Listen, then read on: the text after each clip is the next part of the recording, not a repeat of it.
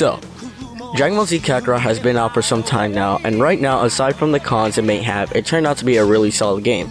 Like, this game was made by the people who made the Ultimate Ninja Storm games. Like, come on. But we're not here to talk about that. What we're here to talk about is the upcoming DLC for the game. Today we'll be going over what we know about the DLC and how it might affect some people. What do we know about the upcoming DLC for DBZ Kakarot? We know that the upcoming DLC is titled A New Power Awakened. From what we can pick out, we're getting 2 new characters and 2 new forms. Players will be able to see the God of Destruction Beerus and the Angel Whis take a shot at being part of the game. We have also been excited to know that not only will Super Saiyan God Goku be playable in the first ever DLC for the game, but also Super Saiyan God Vegeta will be part of the mix too. This is exciting for all of us since the first and only time we've seen the God form of Vegeta was in last year's Dragon Ball Super Broly movie.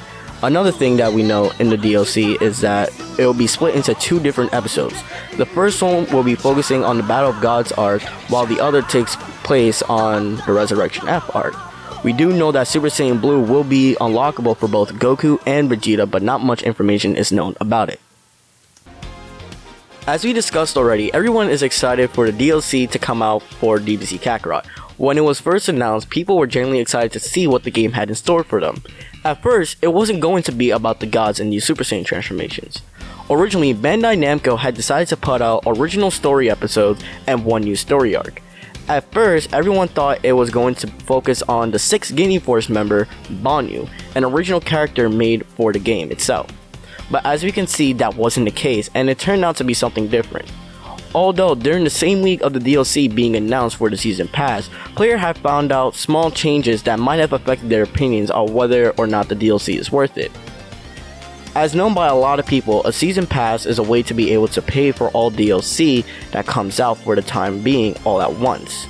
Although it is optional and DLC can be bought individually instead of as a bundle, but that's not the case for this game. Last week, around the same time players got a sneak peek at the DLC, Bandai Namco had let out some news about it, and it's been said that the DLC is only available in the Season Pass, meaning you can't buy the first episode individually until episode 2 of the New Power Awakened DLC comes out. The first episode of the DLC is supposed to come out during the spring, making it either sometime this month or early in May. There's no set date as to when episode 1 comes out, but it is known that episode 2 is to possibly be released in the summer. Now, in my opinion, this sucks for most players. I understand that that might be a good marketing strategy for Bandai Namco, so then it'll be a way for them to get more people to buy the Season Pass, but although I think that shouldn't be the case. The deal about having to buy the Season Pass in order to play the first episode of the DLC is honestly not worth going for. Yes, if you're a diehard fan of Dragon Ball and you adore the game, you'll most likely buy the pass so you don't miss out on the chance to play the DLC at launch. But I feel as if the best way to go about it is to keep both episodes under the Season Pass, but also let it be able to buy individually. This feels like the best way to satisfy both ends of the spectrum. I may not have that much knowledge in marketing, but I feel this would satisfy both the company of Bandai Namco and satisfy the players themselves. Honestly, Dragon Ball Z Kakarot is an amazing game with stunning visuals and great mechanics. Even if it has some downsides, the game has been fun to play for many players, for old fans who can see the great storyline of DBZ being made in a great cinematic RPG, and new ones who wanted to be able to get into the lore of Dragon Ball. Even so, I don't agree with Bandai's tactics for how to go about releasing DLC.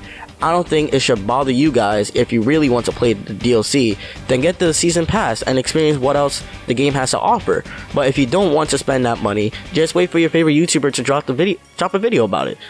All in all, as long as you enjoy doing your own thing, it shouldn't really matter. Oops, wrong channel.